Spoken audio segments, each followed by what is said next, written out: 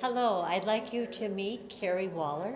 She was our 50th anniversary juror for the TWSA show. And I'm going to turn this over to Carrie. I'll let her introduce herself and tell a little bit about the show. Carrie? Thank you.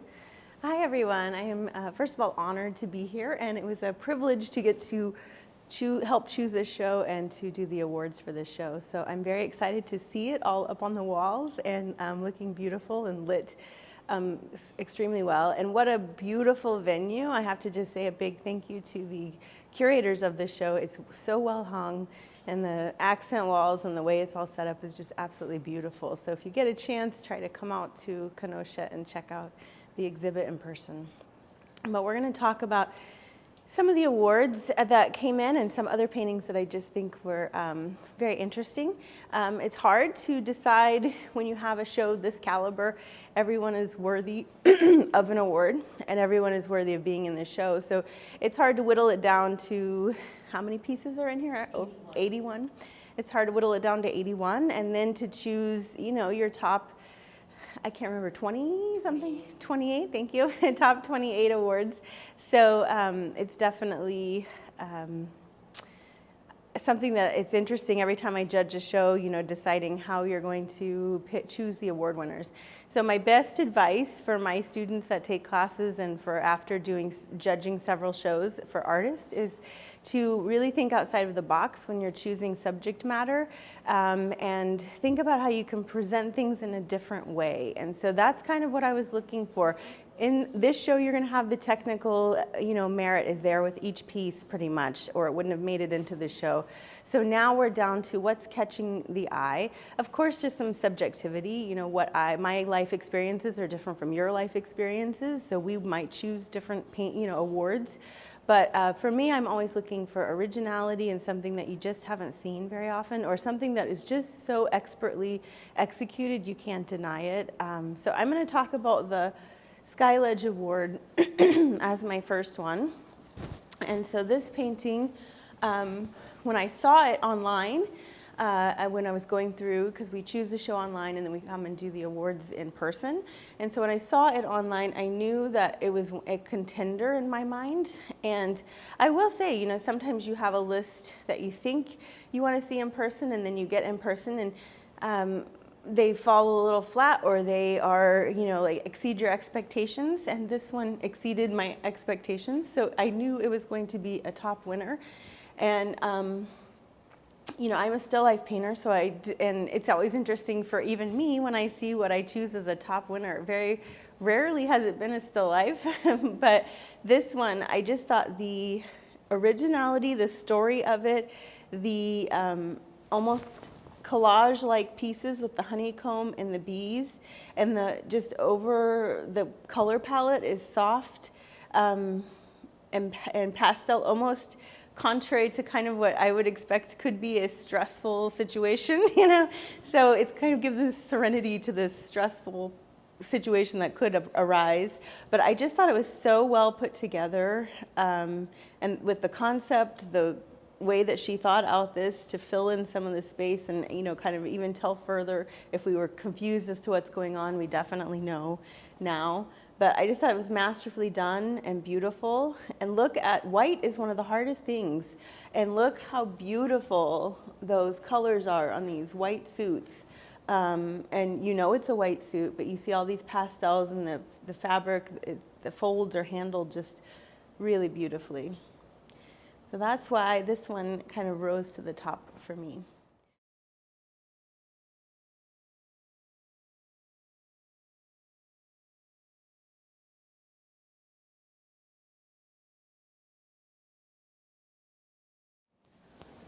And we'll talk about Tom Schaller's piece, A World of Design. In this piece, you know, I see a lot of Tom's work online. It's so nice to be in a museum where every single piece in here is watercolor. How often do we get to see this many watercolors in one space? we go to museums around the world and, you know, you might find a few works on paper. So to have this many in one place, I encourage you anytime you have a local society or a society like this, a large society, try to go see the watercolors. But to see a Tom Schaller in person, you know, like online, I can read the dimensions online. They provide that, but you can't get the scale of it until you see it in person. And so this one exceeded my expectations in the size. And of course, Tom's just masterful. If you come close, you can see his pencil work and how the paint kind of fades off at the bottom. We don't need this to be fully rendered everywhere. And he's kind of got almost this formulaic approach, you know, with the light and the way he's got the darks on the sides. And he's got this balance of warm and cool. So we have the, you know, turquoises and blues that are in the front foreground, and then this warm environment around him. And it's almost the opposite of what you would expect. Sometimes you have this atmospheric perspective and it's cooler in the background and warmer in the front, so he's kind of flipped it. And we do kind of have our triangulation. We've been talking about that a lot in class with our turquoise and blues. He also has some turquoises up here, so it kind of pulls you in to the piece, but it's just beautifully done. Once again, when you see it in person, you see all the subtle washes of color that are in there, and it's just kind of hard to deny that it's masterfully painted.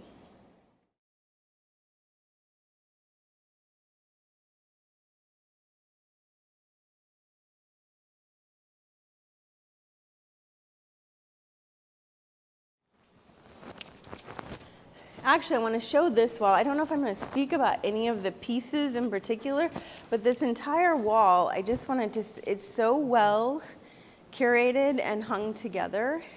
And so we have all these portraits that are similar palette and similar size. So I think this is another example of a very well curated section. This floating wall in the middle on both sides has smaller pieces that are kind of intimate, and so it brings even, you know, it brings you kind of into the space, and I like how well this is curated. Of course, we have our Ted Nuttall that I always like how he's got everything a little bit, you know, this is not completely in the center, his subject, his paper is a little bit different size than you would expect, not your typical. And of course, he's, you know, kind of masterfully got those drips or strokes, blots of paint on there. But I just really loved how all of these work together on that wall. And I'm going to come over and talk about a couple of still life. I would be remiss not to mention still life. So I'm actually going to talk about Chris Krupinski's and Donna Twyford's at the same time. And this is where, when I'm teaching students or talking, and because I particularly do still life, this is an area where we've done things a little bit differently, so they catch your eyes. So I honestly have judged a lot of shows, and I don't think I've seen mahjong tiles in a show. And the way that she placed these and the unexpected kind of colors, that green that's in there, and then this cross-stitch piece of cloth that has kind of got a pagoda on there. So it's just unexpected, and I really loved, you can see the texture, you feel like you could pick up a tile, you can really see how they're carved. And so it's just done super well. You're kind of pulled into this painting. So I just really like the unexpectedness of the subject matter. And then Chris Krupinski, who has, you know, always doing fruit and fabric of some kind. This one's a little bit different. She's pushing the envelope with a color scheme, right? We have all reds essentially. But look how well she's got sprinkled in these blues on the plums and the cherries. Do you see the blues that are popped in there? And you can kind of feel that texture. So for having essentially a monochromatic, for lack of, I mean, there's other colors in there, but having one color scheme, it's just done really well and unexpected. And this is an example here with John Kepax with his big pink. This one online, you know, you don't know how grand this painting is. So when I saw how grand this painting was and really done beautifully, and this is another example, if you're doing a floral, you know when you're painting and for a show that you're going to kind of be put in categories. So whenever you think about what you're painting, think about what category you're going to be put in, and then start to think about how many paintings might be in that category. So if you're thinking portrait, you know there's going to be several portraits, and all of a sudden you're kind of in a portrait category, and then you kind of are figuring out who's the award winner for the portrait category. So with florals, similar situation, you're going to have more than one floral, more than likely in a show. So how can your floral be the best floral that is out there? How can you put your best foot forward? So this one, just that zoomed in approach and how large this painting is. And it's really, I mean, you could really go awry with some of these washes in here because they're very large washes, but they're not, they're done really well. And you're kind of pulled in. There's kind of that golden ratio idea where you're kind of pulled in and kind of pulled into that center area. So just done really well, very grand with its presence. And that's a lot of, I was saying the other day, think about how much money is spent in shipping in this room. So when you're shipping a painting, that's a commitment to have something that large come into a show. So it's just done really well.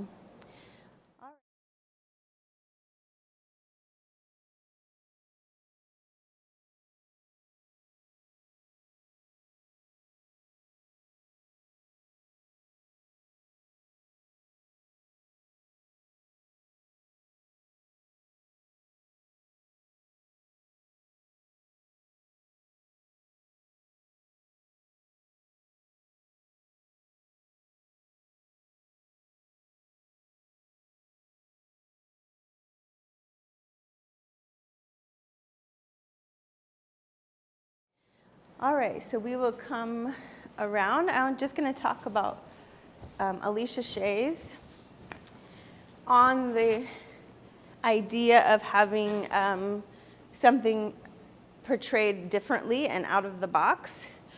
We have a bunch of dried up dying fruit here. And says this is why we can't have nice things. So this painting, I mean, she's technically just an expert at painting. We've got this little the shimmers in the glass down here, but look at that texture in those grapes. And I mean, all of that wrinkled, skin of the fruits. And I happen to know that she doesn't use masking, so that just always intrigues me to see like how long it takes her to paint those things. So not a pretty painting, but it's a different outside of the box painting. I mean, and you can't help but deny the technical aspect, and it catches your eye because it's outside of the box and not your typical. That could have just been fresh fruit, and it wouldn't be nearly as interesting as this dried up, shriveled fruit. So yeah.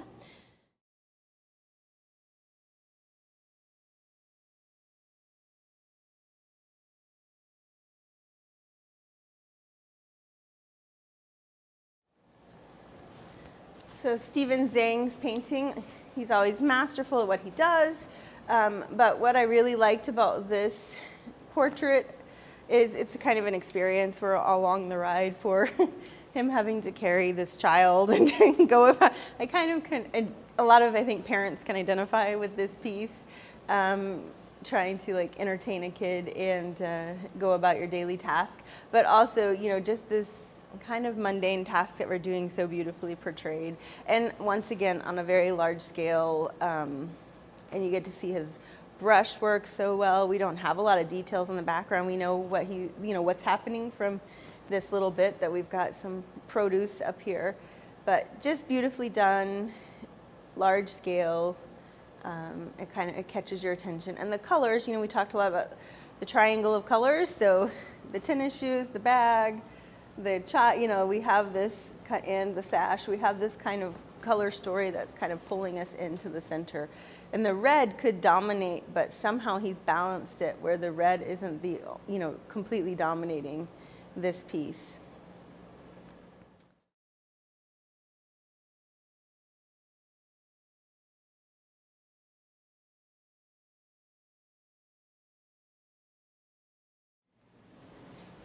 So this, A Pelican Picnic by Sue Johnston. This painting, I love the colors. I love the idea. We have this kind of lively restaurant or bar or something happening back there, and I like this idea of these pelicans watching them, and there I'm watching them, and they're eating in there, and we're not eating, we're taking care of our business. So it's just kind of this funny dichotomy that's happening of, but the colors are so pretty, and those oranges, and I do this a lot in my work. I call it confetti colors, when you have unexpected colors kind of bouncing around and keeping you entertained. If we didn't have those kind of primary, you know, like the blues and reds and some of these oranges and purples, which aren't, you know, we didn't have these bright colors kind of popping through, it would not be as successful. So this also shows me that this person kind of knows what they're doing with color. And you know, we have a large swath of a dark down here, but it's balanced kind of with this dark area up here. So there's just a lot of technical decisions that I thought were done well in this painting. And it's kind of witty and funny, and I enjoyed that piece. And a little outside of the box again.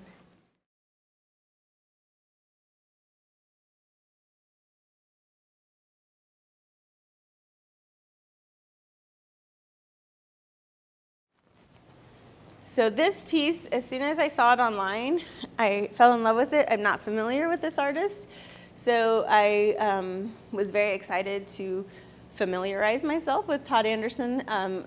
Evening on Parliament Street, I just absolutely love, I am drawn to light, and I love the light that's happening here in the center. And then it is surrounded by these absolutely gorgeous purples and blues and periwinkles, and it's just done so well, and I love it. You want to go there.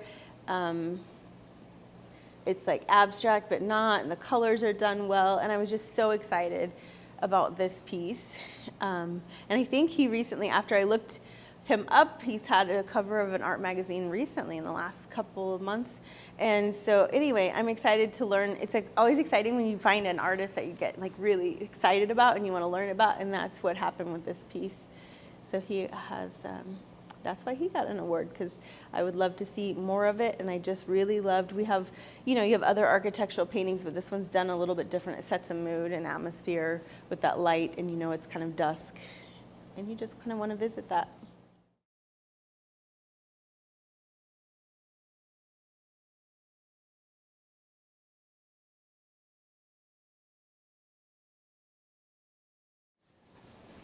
We have Kathleen Conover's ice sculptures of Antarctica. And this piece, at first glance when you see it, you might just think it's an abstract. And then you go in and it's set this scene, and you have these little penguins down there, and now you're even a little kind of charmed by the piece on top of that.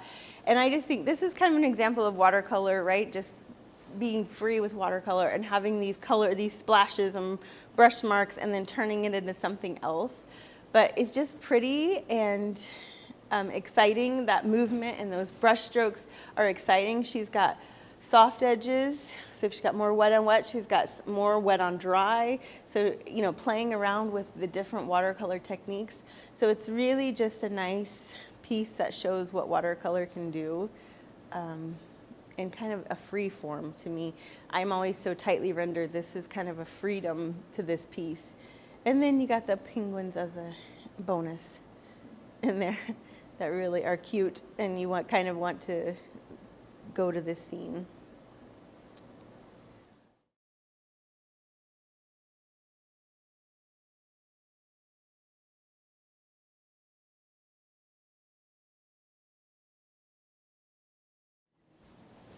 So I'll talk about Mike Nichols and Mark Mahaffey's pieces at the same time. I feel like these two are kind of similar in almost that 2D element and collage-like feel. And I really enjoy them both in different ways. Mike Nichols' work is fun, and you want to know more of the story, and the more you look at it, there's all these layers. There's all these little pigs with wings, you know, when pigs fly, and these patterns, and I don't fully know what's going on, but I want to know what's going on. And then you have this crow here that's, you know, you're seeing things through it, but he's also in shadow. And the fish, look how vibrant and pretty those fish are. But I really love Mike's work, and this was just a beautiful, fun piece, and I really want to know more of the story. So it's very intriguing, and that's another outside of the box kind of thought process or presentation. And same thing with Mark's. We have this kind of two-dimensional feeling, you know, but I just love the layers in this piece. You know, we have these birds that are all the same, but they're in different kind of ascending, and they're different colors, different techniques, and then this red bird in the center that just pulls you right in. And then the trees just help accent what's going on. And if you look closer, this is another one, you know, kind of like Mike's. His has got like little pictures and things, but the more you look, the more you see layers, and the more you see patterns and textures, and it's just intriguing. And even the red bird, how he goes to orange. See, you know, we're like pulled right into the top of that bird, and we're pulled up into that painting. But just a beautiful piece done by Mark.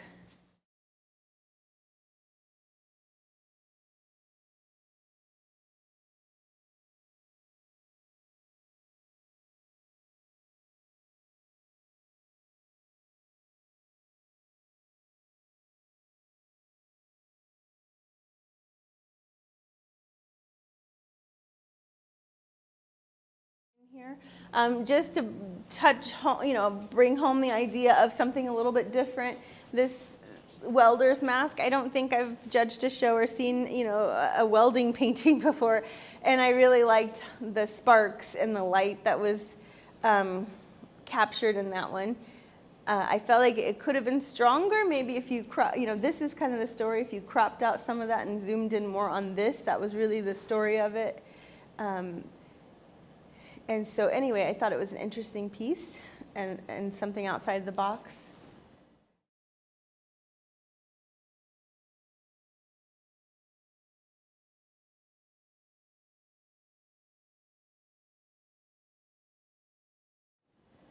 And same thing with this portrait over here by Anita Gates.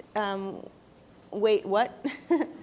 Same kind of thing. It's a portrait, but I love the lighting of it, and kind of, you know, you don't want to mess with this lady or man.